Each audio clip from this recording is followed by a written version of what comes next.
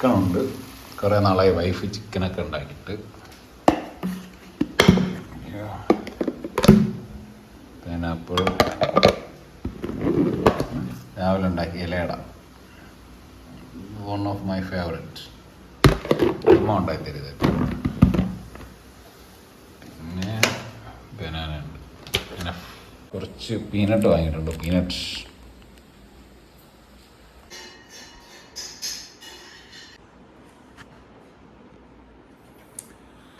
പിന്നെ ഒരു 15 മിനിറ്റ്സും കൂടെ ഉണ്ട്.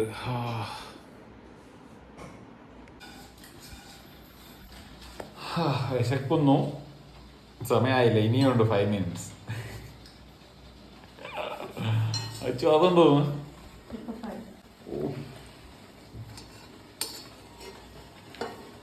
നിനക്കുള്ളത്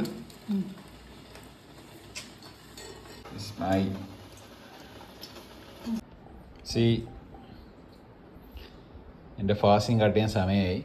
ഫസ്റ്റ് ഞാൻ കുറച്ച് പീനട്ട് എടുക്കും, പിന്നെ എഗ്സ്, അത് കഴിഞ്ഞ് കാപ്സ് കഴിക്കും, പിന്നെ അല്ലെങ്കിൽ ഫൈബർ കഴിക്കും, കുറച്ച് ചിക്കൻ കറിയുണ്ട്, ഇത്രയാണ്. പിന്നെ ഇലയട. ഇലയട കഴിക്കുമ്പോൾ കാണിച്ചു തരാം. ഓക്കെ, ഞാൻ എൻ്റെ ഫാസ്റ്റിംഗ് കട്ട് ചെയ്യാൻ പോവാണ്. കട്ട് ചെയ്യാൻ മുന്നേ കുറച്ച് കാര്യങ്ങൾ പറഞ്ഞുതരാം. ഫസ്റ്റ് കുറച്ച് പീനട്ട്, നല്ല ഫാറ്റ് കഴിച്ചാണ് ഫാസ്റ്റ് കട്ട് ചെയ്യാൻ. ചിലർ ഫ്രൂട്ട്സ് ലൈമൊക്കെ വെച്ച് കട്ട് ചെയ്യാം. സോ അറിയാതെ പറഞ്ഞാണ് അച്ചു. ഇനി സോ പറയില്ല കേട്ടോ. എഗ് സെക്കൻഡ് ഞാൻ എടുക്കാൻ പോണ എഗ്ഗാണ്.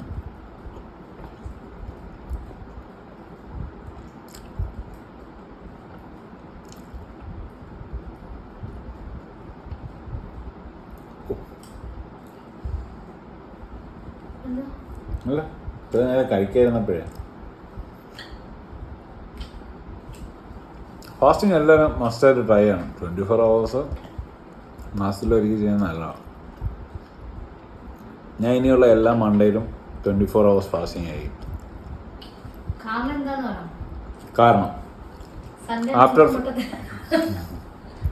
സൺഡേ മൂക്കൂട്ടെന്നില്ല, കുറച്ച് ചീറ്റ് ചെയ്യും എല്ലാ സൺഡേയിലും ലൈറ്റായിട്ട്. അതിന് ഞാൻ 16 hours ഫാസ്റ്റിംഗ് ഒക്കെയാണ് എടുക്കുന്നത്.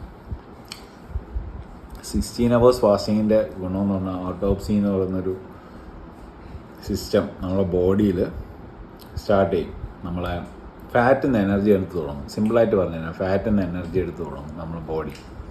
ഇതാണ് പ്രവർത്തനം നടക്കുന്നത്. അതായത് 16 hours after. Okay, eat healthy. എന്ത് കഴിച്ചാലും ഹെൽത്തി ആയിട്ട് കഴിക്കുക.